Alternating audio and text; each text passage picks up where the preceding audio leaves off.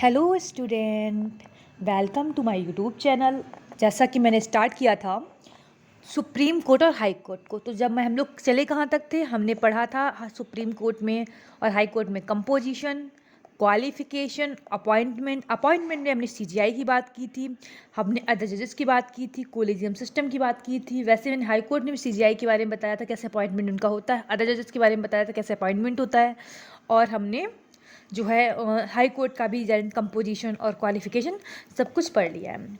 ठीक है ना, इतना हम लोग जो है वो क्लियर कर चुके हैं। अब हम लोग नेक्स्ट पॉइंट पे पहुंचेंगे जहां पर हम इनके फंक्शंस के बारे में जानेंगे। ठीक है, तो थोड़ा आराम से समझेंगे। नहीं समझ आता है तो आप कमेंट सेक्शन में मुझे कमेंट करिए, मुझे बताइए, तो मैं दोबारा से उसको समझाने का ट्राई करूँगी। फिलहाल मेरे हिसाब से मैं पूरा 100% दूंगी कि आपको अच्छे से समझ में आए। ठीक है ना, तो पहले फंक्शन में हम लोग आते हैं ओरिजिनल फंक्शन। ओरिजिनल क्या होता है, जैसे समझिए कोई चीज़ जो ओरिजिनली मुझसे बिलोंग करती है उसको बोलते हैं उस चीज़ का ओरिजिनल फंक्शन।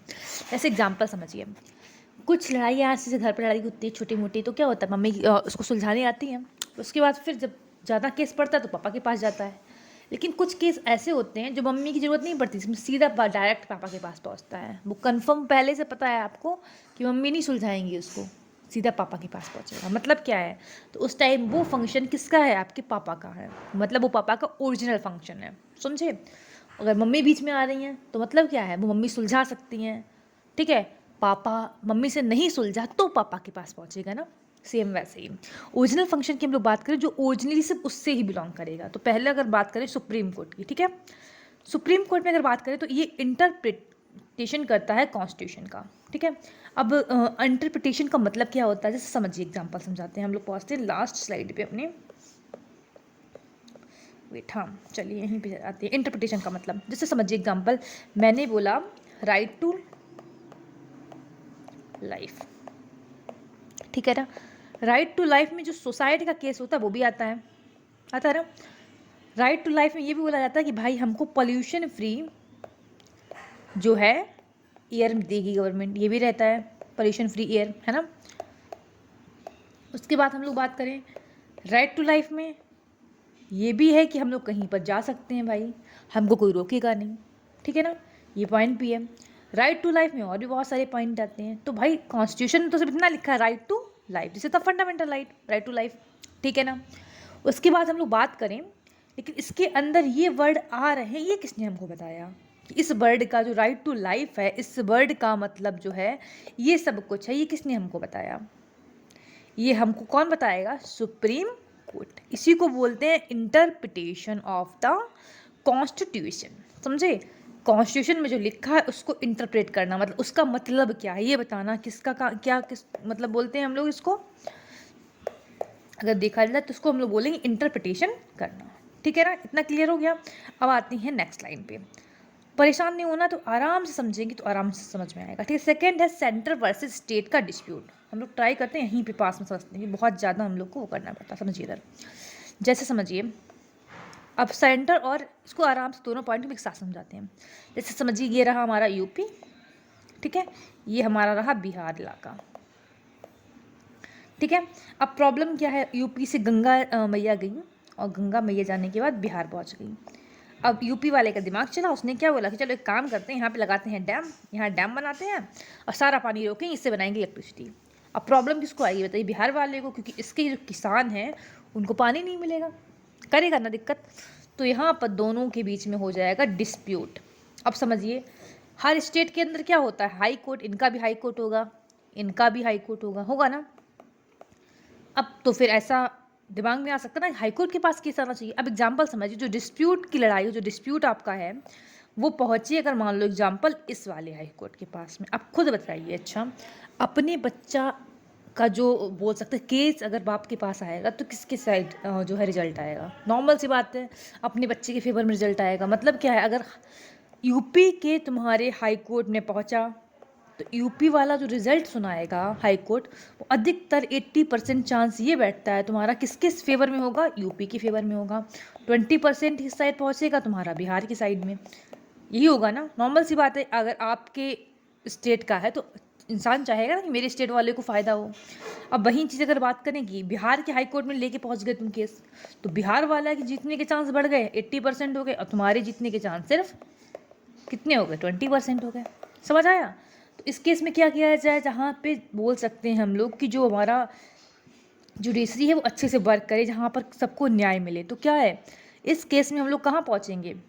इस केस में हम लोग पहुँचेंगे भैया हमारी हाई कोर्ट के पास में। क्यों? क्योंकि हाई कोर्ट किसी भी स्टेट का कोर्ट नहीं है, ये बिहार की का भी उतना ही है जितना कि यूपी का है। ये दोनों पहुँचेंगे तुम्हारे हाई कोर्ट में, सॉरी सुप्रीम कोर्ट में। ठीक है, सुप्रीम कोर्ट में पहुँचेंगे और इस बात का फैसला होगा। मतलब क्या है, सेंटर और वर्सेस सेंटर की जब लड़ाई होगी, सॉरी सेंटर, ये मैंने गलत लिख दिया, स्टेट वर्सेस स्टेट।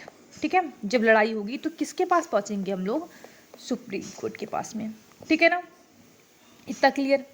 अब सेकंड पे आते हैं। एक और पॉइंट है, अब समझिए एग्जाम्पल। कोई स्टेट, जैसे यूपी का ही लेते हैं, यूपी का स्टेट है, उसने एक लॉ बनाया। ठीक है, एक लॉ बनाया, लेकिन ये जो लॉ है जस्ट कन्फ्लिक्ट, जो सेंट्रल जो यूनियन गवर्नमेंट है उसके लॉ से कन्फ्लिक्ट कर रहा है। मतलब इन यूनियन, मतलब जो हमारी पीएम मोदी की गवर्नमेंट है वो और यूपी की जो गवर्नमेंट है उसका कोई बनना जो लॉ है, वो दोनों आपस में क्या है, लड़ाई कर रहे हैं। अब क्या पहुँचे, नॉर्मल सी बात है, एक यूपी गवर्नमेंट है, एक स्टेट वो है आपकी यूनियन गवर्नमेंट। तो दोनों के बीच में डिस्प्यूट होगा, वो भी कहाँ पे पहुँचेगा? आपका सुप्रीम कोर्ट के पास में। क्योंकि नॉर्मल सी बात है, ये है यूनियन, यूनियन के लिए तुम नीचे नहीं पहुँचोगे ना, ये तुम पहुँच जाओ कहाँ? हाई कोर्ट में। कहाँ पहुँचेंगे हम लोग? यूनियन का कोर्ट कौन सा है? Supreme court. तो वहाँ पर पहुँचेंगे हम लोग। आया समझ में इतना? इतनी बात क्लियर हुई? चलिए अब आते हैं हम लोग नेक्स्ट पॉइंट पे। और कुछ लिखा है? हाँ, इधर आइए। इस पर अगर हम लोग बात करें, कहाँ गया, एक सेकेंड, ये समझा दिए हम आपको, एक सेकेंड, सॉरी सॉरी। तो ये हो गया आपका, ये लाइन आपकी ये लाइन होगी। अब आते हैं फंडामेंटल राइट। फिर नीचे मैंने लिखा है ओरिजिनली वी ब्रॉड बिफोर सी, मतलब में सुप्रीम कोर्ट। ठीक है, अब इसका मतलब समझाते हैं। जैसे फंडामेंटल राइट हैं वो अगर वायलेट होते हैं, एक सेकंड रुकिए, ये मेरा जो है वो इरेज हो गया है। अगर इरेज हो गया तो मुझे दोबारा से नोट्स बनाने पड़ेंगे ना। तो 2 सेकेंड आप मुझे दीजिए, बस मैं इसको बैक डाउन कर दूँ। हाँ अब ठीक है ना। अब इसको इज्जत से इरेज कर देते हैं, जिससे दोबारा से नोट्स गड़बड़ ना हो भाई, है ना, क्योंकि आपको भेजने भी तो है मुझे ये नोट्स, है ना। चलिए बातें हैं, फंडामेंटल राइट की बात मैं कर रही थी। देखिए जरा, हमारे फंडामेंटल राइट बहुत सारे, right to life, right to education, ये सब फंडामेंटल राइट है ना।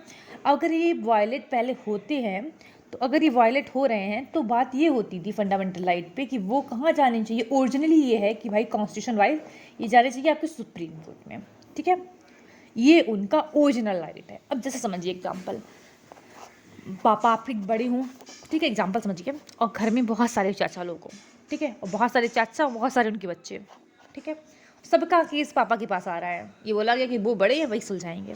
तो प्रॉब्लम क्या होगी? ओरिजिनली तो वही पापा के पास में है कि पापा जो हैं वो सुलझाएंगे सारा रिजल्ट, लेकिन पापा के ऊपर बर्डन नहीं बढ़ जाएगा कि रोज़ शाम को आएंगे तो 15 जो लोग हैं कम से कम लड़ाई करके बैठेंगे, भाई हमारा सुनाओ रिजल्ट, है ना। तो पापा क्या बोलेंगे सब चाचा को, एक काम करो, अपने अपने बच्चों का जो है या फिर जो चीज़ें हैं उनको सुलझा लो भैया, अपना अपना अंदर फैमिली का सुलझा लो, प्रॉब्लम हो तो मेरे पास आओ, अगर ना सुलझा पाओ, लेकिन स्टार्टिंग तो करो, मेरे ऊपर बहुत बर्डन पड़ रहा है। तो सेम चीज़ यहाँ पे है। ओरिजिनली जो था वो broad before the supreme court, but बाद में इसको जो है फंडामेंटल इन्फोर्स करने का काम किसका हो जाता है? सुप्रीम कोर्ट भी इसमें आ जाता है, बिकॉज ऑफ बर्डन। ठीक है, तो ये आपका दोनों में रहेगा, सुप्रीम कोर्ट और हाई कोर्ट में। चलिए फिर ये लिखा है यहाँ पर, exclusive jurisdiction none of above dispute decided by other court. तो वही चीज़ है, ये ओरिजिनल का मतलब ही मैंने बताया कि वो जुरिडिक्शन होता है जो दूसरा जिसमें बिलोंग नहीं करता, मतलब दूसरा जिस जुरिडिक्शन में नहीं आ सकता, उसकी बात की इंटरप्रिटेशन नहीं कर सकता कॉन्स्टिट्यूशन को कोई और। स्टेट और सेंटर के बीच में लड़ाई है, कोई नहीं और सुलझा सकता है। स्टेट के बीच में लड़ाई है, कोई नहीं सुलझा सकता। फंडामेंटल राइट की बात अगर हम लोग बात करते हैं, वो वायलेट हो रहा है, तो हम लोग सीधे कहाँ पहुँचेंगे? सुप्रीम कोर्ट के पास पहुँचेंगे। इतनी अगर हम लोग बात करें, इतना पॉइंट था। फिर आते हैं हम लोग हाई कोर्ट में। हाई कोर्ट में क्या लिखा है? Dispute relating to the election of the member of parliament. अगर इलेक्शन जो हो रहा है पार्लियामेंट, उस में उनके मेंबर के बीच में कोई लड़ाई हो रही है, फिर इलेक्शन से रिलेटेड कोई लड़ाई, एग्जांपल मानिए एक पार्टी है, उसने बोला कि जो दूसरी पार्टी है उसने क्या, उसकी ईवीएम जो मशीन है वो बर्बाद कर दी है, या जो वोटिंग जो हुई है उसकी जो काउंटिंग है वो गलत हुई है। हो सकता है ना भाई, ये बोलें कि वोटिंग की काउंटिंग गलत हुई है। उस केस में क्या करोगे? उस केस में पहुंचोगे कहाँ पे? हाई कोर्ट के पास में कि भैया मेरा केस सुलझाओ, मेरी वोटिंग दोबारा करवाओ, है ना, जो कुछ भी है मतलब डिस्प्यूट उसमें वहाँ सुलझाते हैं। सेकेंड अगर बात करें हम लोग रेवेन्यू जो कलेक्शन होता है, क्योंकि रेवेन्यू कलेक्शन का स्टेट को हक होता है भाई, तो उसके डिस्प्यूट जो होता है हाई कोर्ट के पास जाता है, क्योंकि रेवेन्यू कलेक्शन अपने अपने स्टेट में लोग करते हैं, तो वही चीज़ है। Enforcement of fundamental right of citizen, तो वही लिखा है, मैंने पहले बताया ना। स्टार्टिंग का अगर देखा जाए तो किसके अंतर्गत आता था तुम्हारा, ओनली सुप्रीम कोर्ट, लेकिन बाद में सुप्रीम कोर्ट ने उठा के इसको भी पकड़ा दिया कि भाई तुम भी करो। क्यों? क्योंकि मेरे पास बर्डन ज़्यादा है, मेरे पास क्या केस की कमी है ना। हमारे यहाँ वैसे भी सोचिए इतनी बड़ी पॉपुलेशन, जज कितने हैं सिर्फ 33+1, समझिए इतने जज को लेकर के इतनी पॉपुलेशन झेल रहे हैं हम लोग, है ना। तो वही चीज़ है भाई। चलिए आगे आते हैं। ये आई थिंक मुझे क्लियर हो गया होगा सब लोगों को, ठीक है ना।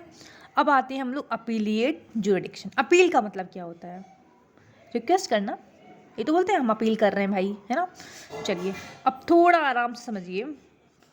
अगर हम लोग बात करें तो पहला अपीलिएट, ये देखिए लिखा भी है, पहले बताते हैं अपीलिएट ज्यूरिडिक्शन होता है। It is the power to grant special leave to appeal against the judgment delivered by lower court. मतलब क्या है, इसमें जो होता है अपील की जाती है अगेंस्ट जो जजमेंट है लोअर कोर्ट का, ठीक है। कोई जैसे मान लीजिए एग्जाम्पल समझाते हैं, कोई सब ऑर्डिनेट कोर्ट है, ठीक है, सब ऑर्डिनेट कोर्ट है, तो कहाँ पहुँचेगा आपका, उसके ऊपर कौन सा हाई कोर्ट। तो आप सब ऑर्डिनेट कोर्ट का कोई जजमेंट है, मतलब लोअर कोर्ट का कोई जजमेंट है, तो वो कहाँ लेके पहुँचेगा, हाई कोर्ट में। अगर हाई कोर्ट में कोई जजमेंट है तो सुप्रीम कोर्ट में। इस टाइप से मतलब मैं अपने से लोअर कोर्ट जो है का जो जजमेंट है सुनाया गया, उसके अगेंस्ट जो है अपील की जाती है इन द हायर कोर्ट। ये लोअर कोर्ट है इसके लिए, है ना। तो ये वाला पर्सन कहाँ पहुँचेगा, इस वाले में, ये वाला कहाँ पहुँचेगा इसमें। इस टाइप की जो चीज़ें हैं वो चलती हैं आपकी, समझ आया? I think this is clear, है ना। एक सेकेंड रुक जाइए बस। चलिए इसको बोलते हैं अपीलिएट ज्यूरिडिक्शन। अब इसमें आ जाते हैं हम लोग, उसकी बात करें तो क्रिमिनल केसेस। क्रिमिनल केस में लिखा है पहले सेशन कोर्ट फ्री, ठीक है। हाई कोर्ट जो है आपका बात करें हम लोग पनिशमेंट देता है तो अपील विदाउट द सर्टिफिकेट। अब समझाते हैं, देखो दिमाग में एक चीज़ अच्छे से रखनी है। अभी हम लोग पढ़ किस कर रहे हैं, सुप्रीम कोर्ट ना। चलिए देखिए होता क्या है, जो हमारी डेथ सेंटेंस होता है ना, उसने अगर तो मान लीजिए हाई कोर्ट ने सुनाया भी, लेकिन फाइनल रिजल्ट आपका कौन देगा, सुप्रीम कोर्ट ही देगा। आया समझ में? तो वही चीज़ है यहाँ समझते हैं। जैसे मान लीजिए एग्जांपल, एक जो सेशन कोर्ट है, अभी समझाएंगे लास्ट में सेशन कोर्ट क्या होता है। सेशन कोर्ट है, उसने क्या किया, जो एक पर्सन था उसने मर्डर जो भी किया हो उसको फ्री कर दिया, मतलब कोई पनिशमेंट उसको नहीं मिली, ठीक है। उसके बाद वो कोर्ट जो है अगेंस्ट से, मान लीजिए एग्जाम्पल, अभी तो आराम से समझाते हैं, एक सेकेंड की, अभी ऐसा आपको समझ में नहीं आएगा। भाई साहब रुक जाइए। अब देखिए समझिए, मान लीजिए एग्जाम्पल, एक ये पर्सन भाई साहब है, दूसरे पर्सन ये भाई साहब है, ठीक है। इन भाई साहब ने इनकी फैमिली के किसी पर्सन का मर्डर कर दिया, ठीक है। आप समझिए एग्जाम्पल, मर्डर किया सॉरी, तो भाई आपस में केस हुआ, तो जो तुम्हारा सेशन कोर्ट था, है ना, उसने क्या किया, इस पर्सन का, यहाँ इस पर्सन का मर्डर हुआ है ना, तो नॉर्मल सी बात है, इसको सज़ा मिलनी चाहिए, लेकिन इसको कर दिया फ्री, कि तुम फ्री हो, तुमने कुछ काम नहीं किया, मतलब तुम सही, अब ये निकल के आए जेल से बन ठन के, ये देखो आराम से खुश, ठीक है ना, एकदम चल रहे हैं आराम से हाथ हिलाते हुए कि चलो भाई हम तो फ्री हो गए। अब लेकिन इनकी जो फैमिली, उनको दिक्कत होगी। अब ये जाके कहाँ पहुँचेंगे, तुरंत हाई कोर्ट में, कि भैया हमारी हेल्प करो थोड़ी सी, है ना। अब हाई कोर्ट क्या बोलेगा कि कोई बात नहीं, अच्छा ये घूम रहा है, चलो देखते हैं। हाई कोर्ट ने क्या किया, सुना दी पनिशमेंट, कैपिटल पनिशमेंट।